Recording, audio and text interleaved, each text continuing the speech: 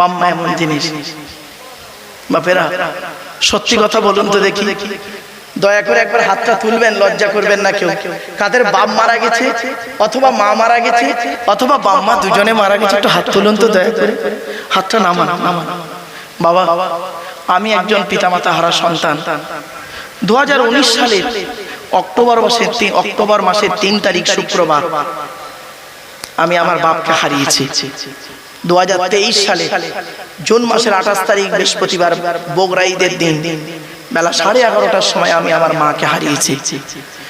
বাপের জানাজা আমিই পড়িয়েছি, মায়ের জানাজা আমিই পড়িয়েছি। আমি একটি মাত্র সন্তান। বাপ আর মাকে কবরে দিয়ে পৃথিবী শেষ মুখ দেখেছিল আমার বাম্মার। এই পৃথিবীর জমিনে সর্বশেষ যে মুখ দেখেছিল ইনসান আমার বাপ আর মায়ের আমি। কারণ আমি মাথার ধারে নেমেছিলাম, আমি ঠিক করে দিয়েছি ওই শেষ দেখা। আমার পরে আর পৃথিবীর কোনো মানুষ আমার বাম্মার মরা মুখ দেখেনি। বন্ধু, সেই বাপ আর মায়ের মাটি দিয়ে আসার পর থেকে আজ পর্যন্ত পৃথিবীর কোনো মানুষকে অন্তর থেকে আব্বা বা মা বলে ডাকতে পারিনি। আপনারা পেরেছেন? আপনারা পেরেছেন? বন্ধুরে, বাপ বাপই হয়, শ্বশুর কোনোদিন বাপ হতে পারে না, শাশুড়ি কোনোদিন মা হতে পারে না। বাম্মার মূল্য দিন। 4 জনকে খুশি করলে জান্নাতি। তুমি আল্লাহকে খুশি করো, নবীকে খুশি করো, তোমার জন্মদাতা বাপকে খুশি করো, পেটে ধরা মাকে খুশি করো, 4 জনকে খুশি করো, তুমি জান্নাতি। অনুরোধ করে বলে যাচ্ছি, জীবনে কোনোদিন বাম্মাকে কাঁদাইও না। অনেক মানুষ এমন আছে বাম্মাকে দেখে না। আমি এই জন্য বক্তব্যের শুরুতেই একটা কথা বলেছিলাম, হয়তো অনেকে শুনে একটু রেগে গেছিলেন। আমি বলেছিলাম যে জলসা যখন দেবেন 3টে জিনিসকে ঠিক রাখবেন। 1 নাম্বার বলেছিলাম বক্তা, বলেছিলাম না বাবা?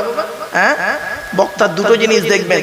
1 নাম্বার বক্তাটি সত্যিকারের আলেম কিনা, 2 নাম্বার বক্তাটির আমল আছে কিনা। কেন কথাটা বলেছিলাম বাবা? যেদিন আমি অন্ধকার নীরব নগরে চলে যাব, সেদিন কত বক্তা আছে বাম্মার ভাত দেয় না, কত বক্তা আছে 5 ওয়াক্ত নামাজ পড়ে না, কত বক্তা আছে রমজান মাসে রোজা রাখে না, কত বক্তা আছে ছেলে মেয়ের স্ত্রীর হক আদায় করে না, কত বক্তা আছে কি বলবো বিড়ি সিগারেট খাই গো বাবা। আর পান তেরেঙ্গা কইনি গুটকা শান্তি অশান্তি বিমল আর সব গুলমুল যা আছে ও তো একদম সিম্পল ম্যাটার। কত বক্তা আছে না, চরিত্রটাও ঠিক নেই বাপ। এজন্যই বলেছিলাম কথাটা, হয়তো অনেকে বুঝতে ভুল করেছিলেন আমাকে। আমার গাড়ির সামনে একটা বোর্ড লাগানো আছে, দেখবেন ওয়ার্ল্ড হিউম্যান রাইটস কাউন্সিল, বিশ্ব মানবাধিকার পরিষদ, ওয়ার্ল্ড হিউম্যান রাইটস কাউন্সিলে আমি হতভাগা একজন দিল্লিতে ন্যাশনাল প্রেসিডেন্ট। বাপেরা, বাস্তবটাই তুলে ধরলাম আপনাদের কাছে। বাম্মা কি জিনিস মূল্যায়ন করতে শেখো।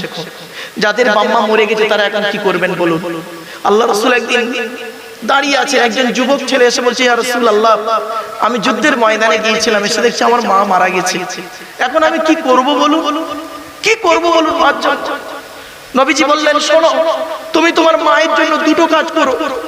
1 নাম্বার, মায়ের জন্য দান খয়রাত করো, আর মায়ের রুহে মাগফিরাতের দোয়া চাও, আল্লাহ যেন তোমার মাকে ক্ষমা করে দেয়। আর মায়ের জন্য দান খয়রাত করো। বাপেরা, আল্লাহ আপনাদের অর্থ দিয়েছে, মরা বাম্মার নামে 4টে করে ফকির খাওয়াতে পারেন না প্রতি সপ্তাহে?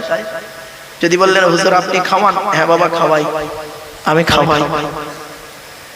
বাস্তবটাই বলছি আপনাদের, আপনারা গরিবকে দান করুন। দান করলে গুনাহ মাফ হয়, দান করলে গুনাহ মাফ হয়। কোরআনে আছে, দানের আয়াতটা এখন আসেনি, ব্যাপক আলোচনা। কটা বলবো আপনাদের? আরেকটা কথা আপনাদের বলে যাচ্ছি। একজন ব্যক্তি বললেন, ইয়া রাসূলুল্লাহ, আমার বাম্মা মারা গেছে, আমি এখন কি করতে পারি? নবীজি বললেন, শুনুন, মান যারা কবরা আবাওয়াইহি আও ওয়াহদিহিমা ফি কুল্লি জুমআতিন গুফিরা লাহু ওয়া কুতিবা লাহু বারাআ। নবী বলেন, জুম্মার দিনে যদি কোনো ছেলে তার বাপ আর মায়ের কবরটা একবার জিয়ারত করে, ছেলের দোয়ার ওসিলায় বাম্মার কবরটাকে আল্লাহ আলোয় আলোকিত করে দেয়। মাসে যদি 4টে শুক্রবার হয়, সত্যি কথা বলুন, মিথ্যা বলবেন না এখানে বসে। মাসে যদি 4টে শুক্রবার হয়, বছরে কটা হবে? 4 × 12 = 48। সত্যি কথা বলুন, বছরে 30 বার বাম্মার কবরের ধারে যান। শবে বরাতে রাতে একবার যায়, তাও আবার একা একা নয়, ভাড়াটিয়া লোক ইমাম সাহেবটাকে সাথে করে নিয়ে। তোমার বাম্মা মরে গেছে, তুমি তোমার বাম্মার কবর জিয়ারত করবে না, তুমি ভেবেছো কি তুমি মরে গেলে তোমার ছেলে তোমার কবরে যাবে? It is very impossible matter, অসম্ভব ব্যাপার। বাস্তবটাই বলে গেলাম। বাম্মার নামে দান খয়রাত করুন, বাম্মার কবরটা জিয়ারত করুন, আর যাদের বাম্মা বেঁচে আছে মূল্যায়ন করতে শিখুন, বাম্মাকে সেবা করুন, বাম্মাকে কোনোদিন কাঁদাবেন না, লোকের কথা শুনে বাপের প্রতি অত্যাচার, মায়ের প্রতি অত্যাচার করবেন না, এই অনুরোধ বলে যাচ্ছি। চলো, আজকে আমাদের আলোচনা চলছিল কোথায়? আল্লাহর আলোচনা। আল্লাহর আলোচনা করতে গিয়ে আমি করলাম কি, আপনাদের কাছে বেশ অনেকক্ষণ কথা বলে ফেলেছি, অনেক অসুবিধা হচ্ছে না বাবা? শুধু আল্লাহ সম্পর্কে আলোচনা, অনেক আলোচনা, কটা বলবো আপনাদেরকে? চলো, আল্লাহর আলোচনা আরো অনেক রয়েছে, একাধিক। আল্লাহ বলছেন ওয়ালাউ আন্না মা ফিল আরদি মিন শাজারাতিন আকলামু ওয়াল বাহরু ইয়ামুদ্দুহু মিন বা'দি সাবআতু আবহুরিম মানাফিকাত কালিমাতুল্লাহ। 21 নম্বর পারা 12 নম্বর পৃষ্ঠা 13, 14, 15 নম্বর লাইন, সূরার নাম সূরা লোকমান। আল্লাহ বলছেন পৃথিবীর সমস্ত বৃক্ষগুলোকে কলম বানা, আর সমস্ত সমুদ্রের কালিগুলো, পানিগুলোকে কালি তৈরি করে আমার প্রশংসা লিখতে শুরু কর, লিখেও শেষ করতে পারবি না। জোরে বলে। আল্লাহ আরো অন্য জায়গায় বলছেন ওয়াইন তাউদ্দু নি'মাতাল্লাহ লা তুহসুহা, আমার নিয়ামতগুলোকে গণনা করতে শুরু কর, গুনেও শেষ করতে পারবি না। জোরে বলুন সুবহানাল্লাহ। আমি তো ভেবেছিলাম আজকে কোরআনে একটি সূরার তাফসীর করব। আমি আপনাদের অনুরোধ করে বলে যাচ্ছি বাবা, আমি অর্ডার করছি না, আগেই বলে দিয়েছি আমার অর্ডার করার অনুমতি নেই। আমি আবেদন করছি আপনাদের, আপনারা এই জলসাটাকে তাফসীরুল কোরআনের মাহফিল দেবেন, একটা বছরে একটা করে সূরার তাফসীর দেবেন। That's enough. একটা বছরে একটা করে সূরার তাফসীর, বাস। শুরু থেকে শেষ পর্যন্ত সূরাটার তাফসীর হবে। ওই এখান থেকে খামচা মারবে, ওখান থেকে খামচা মারবে, এর গোজা মারবে, ওর গোজা মারবে, এই জলসায় বরকত হবে না। কোরআনের তাফসীর হলো পৃথিবীর সবচেয়ে উত্তম আলোচনা, ঠিক না? এই এটা উত্তর 24 পরগনা ভাই, আর চৈতলটা উত্তর 24 পরগনা। হ্যাঁ, এই উত্তর 24 পরগনায় ধারাবাহিক একটা তাফসীরুল কোরআনের মাহফিল হয় চৈতল ঘাটে ফাল্গুন মাসের 1 তারিখ 2 তারিখ। তো আমি ফাল্গুন মাসের 2 তারিখে থাকি, কয়েক বছর ধরে আমি আসছি। এবছরের সূরা ফাতিরের তাফসীর হলো, শেষ হবে এবছরের সূরা ফাতিরের তাফসীর। কোন বছরের সূরা সফ, সূরা জুমা, সূরা তাগাবুন, সূরা তাহরিম, সূরা মুমতাহিনা, বিভিন্ন সূরা মুনাফিকুনের তাফসীর হয়েছে, সূরা হুজুরাতের তাফসীর হয়েছে। এবারে সূরা ফাতির 22 পারায় সূরা ফাতিরের তাফসীর শেষ হবে আগামী বছর ইনশাআল্লাহ। এই পশ্চিম বাংলা বেশ কিছু তাফসীরুল কোরআনের মাহফিল হয়, আমি সেখানে বলে দিই একটা সূরার তাফসীর শুরু থেকে শেষ পর্যন্ত, এই সূরাটার মধ্যে কি কি আলোচনা আছে। 3 ঘন্টা, 3.5 ঘন্টা, 4 ঘন্টা একটা সূরার আলোচনা, ব্যাস। বাপেরা কোরআনের তাফসীর দেবেন। এই জলসার বয়স যদি ধরুন 50 বছর হয়, তো একটা করে সূরার তাফসীর হলে 50টা সূরার তাফসীর এই এলাকার মানুষ শুনতে পারবে, ঠিক না? ঠিক আমার বাপেরা, এই আবেদন করে গেলাম আপনাদেরকে। কোরআন হলো পৃথিবীর শ্রেষ্ঠ নিয়ামত। এই কোরআন নিয়ে সারা বিশ্ব গবেষণা করছে, এই কোরআনের ভিতরে কি আছে, কোরআন কি আছে, এর পরিচয়টা একটু দিয়ে দিই। চলো। এই কোরআন আল্লাহর তরফ থেকে জিবরাইলের মাধ্যমে হযরত মুহাম্মদ সাল্লাল্লাহু আলাইহি ওয়াসাল্লামের উপরে আরবের মক্কা নগরের নিকটবর্তী একটি গুয়াটির নাম হলো হেরা নামক গুয়াতে 610 খ্রিস্টাব্দে 1 ফেব্রুয়ারি সোমবার, কত বললাম 1 ফেব্রুয়ারি সোমবার, কত সাল? 610। কত? 610 সালে 1 ফেব্রুয়ারি সোমবার। আর আজকের তারিখটা কত আছে? 2025 সাল। কি বার? রবিবার। তারিখটা কি ছিল স্যার? 27 এপ্রিল রবিবার 2025 সাল। আর কোরআন এসেছে 610 সালের 1 ফেব্রুয়ারি সোমবার। বাড়ি থেকে মাইনাস প্লাস করবেন, করলেই পেয়ে যাবেন কতদিন আগে কোরআন এসেছে, সাল তারিখ বার বলে দিলাম। কোরআনের প্রথম আয়াত হলো ইকরা, রিড, পড়ো। এই কোরআনে আছে 82 জায়গায় বিভিন্ন অ্যাঙ্গেলে নামাজের কথা, আর কোরআনে আছে 92 জায়গায় লেখাপড়ার কথা। কত? তা কোন সংখ্যাটা বেশি, 82 না 92? তাহলে লেখাপড়ায় পিছিয়ে কেন? মুহাম্মদ সাল্লাল্লাহু আলাইহি ওয়াসাল্লাম বললেন উতলুবুল ইলমা মিনাল মাহদি ইলাল লাহাদ, দোল্লা থেকে নিয়ে কবর পর্যন্ত লেখাপড়া শেখো। আজকে লেখাপড়ায় পিছিয়ে মুসলমান। শতমূর্খ লয়ে আমি স্বর্গে নাকি যাব, দ্বাদশ পণ্ডিত নিয়ে পাতালেই রব। 100 জন মূর্খ মানুষকে নিয়ে স্বর্গে গিয়ে কোনো লাভ নেই, 12 জন শিক্ষিত লোককে নিয়ে নরকে থাকা অনেক ভালো। মূর্খ বন্ধুর থেকে শিক্ষিত শত্রু ভালো, কথাটা একেবারে ফেলে দেবার নয়। বাস্তব কথা বললাম, লেখাপড়া এগিয়ে যান। বিশ্বনবী মুহাম্মদ সাল্লাল্লাহু আলাইহি ওয়াসাল্লাম কিতাবুল ইলম সম্পর্কে ব্যাপক আলোচনা আছে।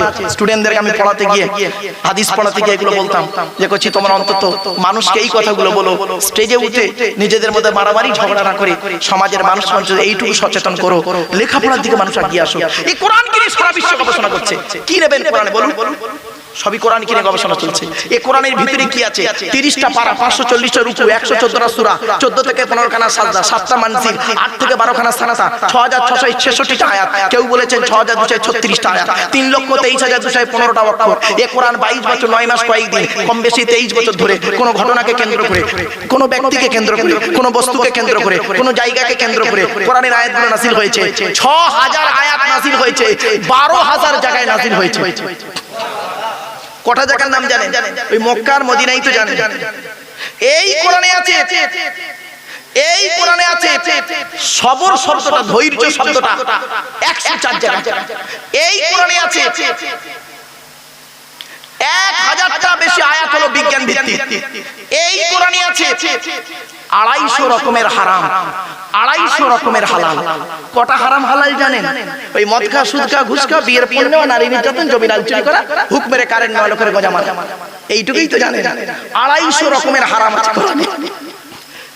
অনেকের বাড়িতে গিয়ে দেখবেন এই কোরআন বড় বড় কিতাব সামসেটে তুলে রেখেছে। ছেলে আমার মাস্টার, ডাক্তার, ইঞ্জিনিয়ার, প্রফেসর হবে। আর অনেক মুসলমানের বাড়িতে গিয়ে দেখবেন আজকে সানসেট গুলোতে বিশাল বড় বড় তরকারি হাঁড়ি আছে, মাল বগরাই দেবে। ঠিক না? বাড়ি থেকে ভাববে লেখাপড়ার প্রতি গুরুত্ব দিই, এডুকেশন জিনিসটাই আলাদা। চলো রাখি যাচ্ছে। এই কোরআন যার উপরে নাযিল হয়েছে তার পরিচয় কি? আখিরি নবী মুহাম্মদ সাল্লাল্লাহু আলাইহি সাল্লাম, তাই তো নাকি? চলো আমি বলেছিলাম আল্লাহর পরিচয় দিতে গিয়ে অনেকক্ষণ জানো, অনেক আলোচনা কথা বলবো আপনাদের। চলো এসব আলোচনা শুনতে একটু লং টাইমের ব্যাপার, একটু ধৈর্যের ব্যাপার আছে। চলো এবার আসছি নবীদের পরিচয়। নবীদের পরিচয় কথা বলেছিলাম, বা মনে আছে না ভুলে গেছেন? 3টে। কি? 1 নাম্বার, যিনি নবী হবে তার চরিত্র উত্তম হতে হবে। 2 নাম্বার, যিনি নবী হবে তার উপর আল্লাহর তরফ থেকে ওহী নাযিল হতে হবে। 3 নাম্বার, যিনি নবী হবে তার দ্বারা অলৌকিক ঘটনা ঘটতে হবে, একটা হোক বা 50টা হোক। পৃথিবীতে যত নবী এসেছেন প্রত্যেক নবীর মাধ্যমে আল্লাহ পাক এই পৃথিবীতে 1 থেকে 50টার বেশি মুজিজা দেয়নি, কিন্তু আমার নবী বিশ্ব নবী সাইয়্যিদুল মুরসালিন মুহাম্মদ সাল্লাল্লাহু আলাইহি ওয়াসাল্লামের মাধ্যমে আল্লাহ পাক পৃথিবীতে 1000এরও বেশি মুজিজা দিয়েছেন। সর্বশ্রেষ্ঠ হলো কোরআন মাজিদ নাযিল করা। এই কোরআন এমন এক কিতাব, একে নিয়ে সারা বিশ্ব গবেষণা করছে। আমরা এটাকে ব্যবহার করলাম তেল পোড়া, পানি পোড়া, ওয়াজ করা, খতম পড়া, তাবিজ মারা, ঘর বন্ধ করা, আর নিজেদের মধ্যে মারামারি করা। ঠিক না বেঠিক? আফসোস এই জায়গাটায়। চলো না কি যাচ্ছে। এই কোরআন যার উপর নাযিল হয়েছে তার পরিচয়টা দিই। তিনি হলেন আমাদের নবী, আখিরি নবী মুহাম্মদ মুস্তাফা সাল্লাল্লাহু আলাইহি সাল্লাম। এখন আমাদের নবীর পরিচয়টা দিয়ে দিই। চলো। আচ্ছা, আমাদের নবী কোন বংশে জন্মগ্রহণ করেছেন? জোরে বলুন। কুরাইশ, তাই তো? আচ্ছা। তবে সুবহানাল্লাহর জোরে বলতে হবে, পারবেন তো? ঠিক আছে। কোন বংশ বললেন? মুহাম্মাদের বাপের নাম আব্দুল্লাহ, আব্দুল্লাহর বাপের নাম আব্দুল মুত্তালিব, আব্দুল মুত্তালিবের বাপের নাম আব্দে মান্নাফ, আব্দে মান্নাফের বাপের নাম হাশিম, হাশিমের বাপের নাম কুসাই, কুসাইয়ের বাপের নাম কিলাব, কিলাবের বাপের নাম মুররা, মুররার বাপের নাম লুবাই, লুবাইয়ের বাপের নাম কাব, কাবের বাপের নাম গালিব, গালিবের বাপের নাম ফিগির, ফিগির থেকে কুরাইশ বংশ এসেছে। নবীর বাপের নাম আব্দুল্লাহ, মায়ের নাম আমিনা, দাদার নাম আব্দুল মুত্তালিব, দাদির নামটা কি? নেতিলা বিনতে খব্বাব ব্রাকেটে ফাতেমা, কেউ বলেছেন সামিরা। নবীর নানার নাম হলো আব্দুল ওয়াহাব জুহরি, নবীর নানির নাম হলো বারিদা বা বাররা, নবীর দুধমার নাম হলো হালিমা, নবীর দুধ বাপের নাম হলো হারেস, নবীর দুধ ভাইয়ের নাম আব্দুল্লাহ, নবীর বাপের নাম আব্দুল্লাহ, নবীর দুধ ভাইয়ের নাম আব্দুল্লাহ। দূরে যেন এক করে ফেলবেন না। নবীর জন্ম 570 খ্রিস্টাব্দে। ইংরেজি কি মাস ছিল? 29 আগস্ট। আরবি মাস ছিল রবিউল আউয়াল মাস 12 তারিখ, মতান্তরে 9 তারিখ, সোমবার শবে সাদেকের সময় আরবের মক্কা নগরী কুরাইশ বংশে নবীর জন্ম। নবীর বাপেরা হলো 10 ভাই, নবীর মায়েরা হলো 19 বোন। নবীর 9টা চাচা, 18টা খালা, 6টা ফুফু, 7টা ছেলে মেয়ে। তুমি তো নবীর কিছুই জানো না বাবা। নবীকে নিয়ে আপনি জানবেন না, শুধু লা ইলাহা ইল্লাল্লাহ মুহাম্মাদুর রাসূলুল্লাহ জানবেন, এইটুকু কেন? সারা বিশ্ব নবীকে নিয়ে গবেষণা করছে, আর আপনি কেন জানবেন? হ্যাঁ, এটা ঠিক না। চলো রাখি যাচ্ছে। নবীর চাচা হলো 9টা চাচা, নামগুলো শুনুন। বড় চাচার নাম হারেস, কি বললাম? হারেস, জুবায়ের, মুকাইয়িম, ফাইদা, জাইদা, আবু লাহাব, হামজা, আব্বাস, আবু তালেব। নবীর বাপ হলো আব্দুল্লাহ। কই আবু জাহালের নাম তো এখানে নেই। আবু জাহাল নবীর চাচা না। হই দেখেছে আমার আবু জাহালকে নবী চাচা বলে বাজারে চালিয়ে দিই। আমার বাপেরা কথাগুলো শুনতে খারাপ লাগছে, এজন্য আপনাদের বলি আলেমের ওয়াজ শুনবেন বাবা, সত্যিকারের লেখাপড়া করা আলেম। আর ওই লোকের মুখে শুনে পড়াশোনা না করে স্টেজে ওঠা অনেক কঠিন ব্যাপার। গুনিয়াতুত তলিবিন বলে একটা কিতাব লিখেছেন বড় পীর আব্দুল কাদের জিলানী রাহমাতুল্লাহ আলাইহি। তিনি বলছেন ওয়াজ করবে কোন লোকটা, যে লোকটা মেশকাত শরীফ নাম শুনেছেন বাবা, আর তাফসিরে জালালাইন আর মেশকাত আর শারহুল বিকায়া, এই তিনটে কিতাব, তাফসিরের কিতাব, ফিকহের কিতাব আর হাদিসের কিতাব, কমসে কম এই তিনটে কিতাব যে ব্যক্তি পড়তে পারে পড়াতে পারে ওই লোকটা স্টেজে ওয়াজ করার যোগ্যতা রাখে। বাবা মেশকাত শরীফ খুলে দিলে কোন দিক থেকে পড়তে হয় তার সেইটুকু কমন সেন্স টুকু নেই বাবা। তাকে নামের আগে আল্লামা বলে দিলে বাবা, আল্লামা শব্দের ডেফিনেশনটা জানেন? হ্যাঁ শুনে নিন, আজ বলে যাচ্ছি। কটা শব্দ উচ্চারণ করছে ঠিক করে নিন। হয়ে গেছে নাকি? শেষ করে দেবো? ও আচ্ছা, স্যার বলছে 2 ঘন্টা হয়নি। আমার অসুবিধে নেই, ও কালকে আমার স্কুল রয়েছে তো ওই জন্য প্রবলেম। চলে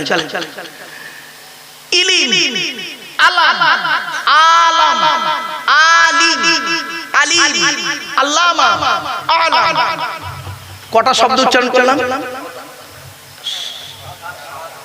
7 রকম শব্দ হলো।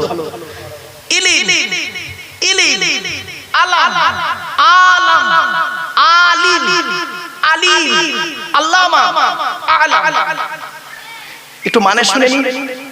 ইলিম মানে জ্ঞান, আলাম মানে পতাকা, ওই যে পতাকা, আলাম আতে টান হবে কোন হবে, আলাম মানে জগৎ। আলহামদুলিল্লাহ রাব্বিল আলামিন নয়, আলামিন বলতে হবে। আলামিন বললে গুনাহ হবে, ভুল হবে। যেখানে টান নেই সেখানে টান দেয়, আর যেখানে টান আছে সেখানে টান দেবে না, এটাই তো ভুল, অশুদ্ধ এখানেই তো হয় বাবা। যেখানে টান আছে সেখানে টান দাও, নইলে মানে পাল্টে যাবে। আলাম মানে হচ্ছে জগৎ। আলহামদুলিল্লাহ রাব্বিল আলামিন, আলামিন নয়, আলামিন। এবার আসছে আলিম, ইসমে ফাইল, জ্ঞানী। আলিম সিফাতে মুশাব্বাহ, এর উপরে হচ্ছে অধিক জ্ঞানী। আল্লামা ইসমে মুবালাগা, অধিক জ্ঞানী লোককে বলা হয় আল্লামা। আল্লামা যাকে তাকে বলে না গো বাবা, অধিক জ্ঞানী লোককে বলা হয় আল্লামা। আর তার উপরে সর্বজ্ঞানীকে বলা হয় আলাম। নিজের নামটা হয়তো আরবিতে, নিজের অ্যাড্রেসটা আরবিতে লিখতে পারবে না, নিজের অ্যাড্রেসটা আরবিতেও লিখতে পারবে না, তার নামের আগে আল্লামা বসিয়ে দিলে বাবা চলো ওই মাঠে দেখা হবে। ওই মাঠে, যে মাঠে বাপ তার ছেলের কোনো উপকার করতে পারবে না, ছেলে তার বাপের কোনো উপকার করতে পারবে না, ওই মাঠে দেখা হবে। ইয়া আইয়ুহান নাসু তাকু রাব্বাকুম ওয়াখশাউ ইয়াওমান লা ইয়াজজি ওয়ালিদুন আম ওয়ালাদিহি ওয়ালা মাউলুদুন হুয়া জাযিন আম ওয়ালিদিহি শাইয়্যা ইন্না ওয়া'দাল্লাহি হাক্কুন ফালা তাগুররান্নাকুমুল হায়াতুদ দুনিয়া ওয়ালা ইয়াগুররান্নাকুম বিল্লাহিল গুরুর। সূরা লোকমানের 33 নম্বর আয়াত। ওই মাঠে দেখা হবে ইয়াউমা ইয়াজমাউকুম লিয়াউমিল জামঈ যালিকা ইয়াউমুত তাকাবুন, সূরা তাকাবুনের 9 নম্বর আয়াত। ওই মাঠে দেখা হবে ইয়াউমা ইয়াফিরুল মারউ মিন আখিহি ওয়া উম্মিহি ওয়া আবি ওয়া সাহিবাতিহি ওয়া বানি লিকুল্লি ইমরিইন মিনহুম ইয়াউমাইযিন শানুন ইউগনি। ওই মাঠেই দেখা হবে। বাস্তবটাই বললাম বাবা, চলুন এগিয়ে যাচ্ছে। মুহাম্মদ সাল্লাল্লাহু আলাইহি ওয়াসাল্লামের 7টা পুত্র সন্তান, 7টা, 3টে পুত্র সন্তান, 4টে কন্যা সন্তান। 3টে পুত্র সন্তানের নাম কি? বড় ছেলেটার নাম হলো কাসেম। কি বললাম বাবা? কাসেম। তারপরে সন্তানের নাম হলো বাবা, এই কাসেম শব্দটা যখন আসে না, এই মানুষটা, এই নামের সঙ্গে আমার একটা আত্মার জড়িত আছে। জড়িতটা কি বলি আপনাদের? ফুরফুরা ফাতিহা সিনিয়র টাইটেল মাদ্রাসা নাম শুনেছেন বাবা? আবার নাম শুনেছেন বলেন না? হ্যাঁ, ফুরফুরা শরীফ বলে ফুরফুরা ফাতিহা সিনিয়র টাইটেল মাদ্রাসা। বিখ্যাত একজন ভারত বিখ্যাত আলেম ছিলেন, যার নাম ছিল আল্লামা আবুল কাসেম সিদ্দিকী রাহমাতুল্লাহ আলাইহি। কয়েক বছর আগে তিনি আল্লাহর ডাকে সাড়া দিয়ে চলে গিয়েছেন। খুব বড় আলেম ছিলেন। 19টা বছরের ব্যক্তিটার কাছে আমি কাটিয়েছি, 19টা বছর কাটিয়েছি। মানুষটা কি মানুষ ছিলেন দেখেন, কারোর সম্পর্কে কিছু বলতে গেলে তার সম্পর্কে ডিটেলস না জেনে বলাটা ঠিক নয়, ঠিক না বেটি? দূর থেকে কোনো কথা নিয়ে নেগেটিভ পজিটিভ না জেনে বাজে মন্তব্য করবেন না। কোরআনে আল্লাহ বলছেন, ইয়া আইয়ুহাল্লাযীনা আমানু ইন জাআকুম ফাসিকুম বিনাবাইন ফাতাবায়ানু আও তুসিবু কওমান বিজাহালা ফাতুসবিহু আলা মা ফাআলতুম নাদিমিন। আল্লাহ বলেন, হে ঈমানদার বান্দাগণ, কোন ফাসিক ব্যক্তি কারোর সম্পর্কে কোনো তথ্য দিলে তুমি সেটাকে যাচাই না করে কোনোদিন আগে বেড়ে যাও না। যদি যাচাই না করে গিয়েছো, অপমানিত লাঞ্ছিত হয়ে বাড়ি ফিরবে। কিছু বুঝতে পারছেন? এজন্য বাপ, কারোর সম্পর্কে কোনো কথা বলতে গেলে একটু যাচাই বাছাই করবেন। কেন নিজের পথটাকে পাপটাকে কুড়িয়ে আনছেন? ইয়া আইয়ুহাল্লাযীনা আমানু ইজতানিবু কাসীরাম মিনাজ যন্নি ইন্না বা'দাজ যন্নি ইসমুন ওয়া লা তাজাসসাসু ওয়া লা ইয়াগতাব বা'দুকুম বা'দা আইয়ুহিব্বু আহাদুকুম আন ইয়াকুলা লাহমা আখিহি মাইতান ফাকারিহতুম। আল্লাহ বলতেন, হে ইমানদার বান্দাগণ, লোকের পরনিন্দা পরচর্চা করা থেকে দূরে সরে থাকো, লোকের গোপন জিনিসগুলো খোঁজা থেকে দূরে সরে থাকো, আর লোকের গিল লাগিব গাইতে যেও না। তোমাদের মধ্যে এমন কেউ আছো নাকি মরা ভাইয়ের গোশত খেতে ভালোবাসো? ফাকারিহতুম, সুতরাং তোমরা এটাকে অত্যন্ত ঘৃণা বলে মনে করো, সুতরাং সাবধান হয়ে যাও। চলুন এগিয়ে যাচ্ছি। নবীজির 3টে পুত্র সন্তান। বড় ছেলেটার নাম হলো কাসিম, তারপরের ছেলেটার নাম হলো তাহির বা তৈয়ব, ছোট ছেলেটার নাম হলো ইব্রাহিম। 4টে কন্যা সন্তান। 4টে কন্যা সন্তানের নাম কি? বড় মেয়েটার নাম হলো যায়েনাব, রুকাইয়া, উম্মে কুলসুম। ছোট মেয়েটার নাম হলো ফাতিমা, যার সঙ্গে নবীজি আলীর বিবাহ দিয়েছিলেন। হযরত আলী রাদিয়াল্লাহু তাআলা আনহুকে রাসূলুল্লাহ জামাই করলেন কেন? অনেক কারণ। আল্লাহ একাধিক গুণ দান করেছিলেন হযরত আলী রাদিয়াল্লাহু তাআলা আনহুর মধ্যে। তা বলে আলীকে আমার নবী বলে মানবেন না? এই কথা বলেছি বলে আলীকে নবী বলে মানবেন, তাহলে আবার সে অন্য দলে হয়ে যাবেন। মনে রাখবেন, অনেকের ধারণা হয় আলী সব নবী কিছু না। খবরদার না, নাউজুবিল্লাহ, এটা কোনোদিন বলবেন না। চলে আলী হলেন আল্লাহর নবীর চাচাতো ভাই, আল্লাহর নবীর জামাতা, আবার আখিরি নবীজির মানে ইসলামের চতুর্থ খলিফা, ইত্যাদি ইত্যাদি। এটা মনে নবীর সাহাবী, এটা মনে রাখবেন। নবীর সঙ্গে মানে নবীর উপর আবার স্থান দিয়ে বসবেন না। অনেক ব্যক্তি আছে দেখবেন, নবীকে ভক্তি করতে করতে না আল্লাহর জায়গায় বসিয়ে দিয়ে ফেলে, বলে ফেলে, আবেগে বলে ফেললো যে খোদা है वही नबी है, নবী খোদা से जुदा नहीं। যে আল্লাহ সেই নবী, আল্লাহ নবী নাকি আলাদা আলাদা এক। नाउज़ुबिल्लाह, जो खुदा है वही नबी है, नबी खुदा से जुदा नहीं। ये बात तो बिल्कुल सही नहीं। अगर कोई मौलाना तकरीर में ऐसा कहे जो खुदा है वही नबी है, नबी खुदा से जुदा नहीं, उस मौलाना को तकरीर करने के बाद दोबारा ईमान लाना जरूरी है। लिहाजा खुदा के जाते मुबारक अलग है, रसूल के जाते मुबारक अलग है। यही अकीदा अहले सुन्नतुल जमात की है। কিছু বুঝতে পারছেন বাবা? চলেন এগিয়ে যাই।